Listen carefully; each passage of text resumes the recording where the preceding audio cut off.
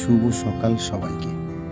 আজকে আপনাদের নিয়ে যাচ্ছি জাহাজের ইঞ্জিন রুম। এর আগে আপনাদের দেখিয়েছি ইঞ্জিন কন্ট্রোল রুমের ভেতরটা কেমন হয়। আজকে দেখুন ইঞ্জিনটা, জাহাজের ইঞ্জিন কী ধরনের ইঞ্জিন হয় এবং মেশিনের স্পেসগুলো কেমন হয়, কোন ইঞ্জিনে কীভাবে কাজ করে সেগুলো আপনাদের দেখাচ্ছি।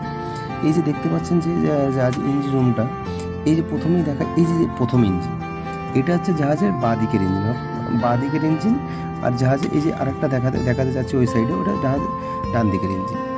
টোটাল জাহাজে দুটো মেইন ইঞ্জিন থাকে, যে মেইন ইঞ্জিনের ফলে যে মেইন ইঞ্জিন আমাদের জাহাজের প্রোপেলারকে ঘোরায় এবং যার দরুন জাহাজের সমস্ত মেশিনারি বলেন এবং জাহাজের মেইন মুভমেন্টটা মেইন ইঞ্জিনের জন্যই হয়।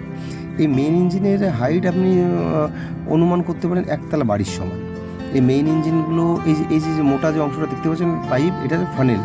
এইটা হচ্ছে আমাদের যেমন গাড়ির সাইলেন্সার থাকে, সেই সাইলেন্সার এরকম একটা ইঞ্জিনের একটা করে ফানেল আছে, বাইরে এক্সস্ট হয়ে ফানেল দিয়ে বেরিয়ে যায়।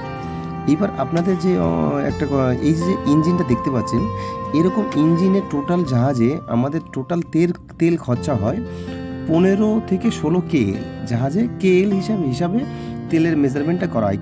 1 KL মানে হচ্ছে 1000 লিটার। এবার 15 মানে 15,000 লিটার, 16 মানে 16,000 লিটার।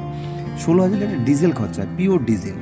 যে ডিজেলগুলো আমরা ইউজ করি সেইগুলো ডিজেল। এবার বিভিন্ন জায়গায় হেভি ফুয়েলও আছে, বাট এই জাহাজটা আমাদের ডিজেল ইউজ হয়।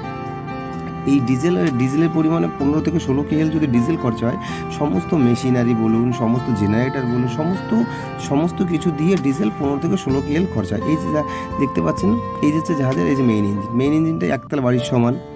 আর এই যে দেখতে পাচ্ছেন সামনে যে সবুজ যে গোলাকার অংশটা পাইপ দিয়ে পাইপ আছে সঙ্গে লাগানো, এগুলো ড্রেস পাম্প।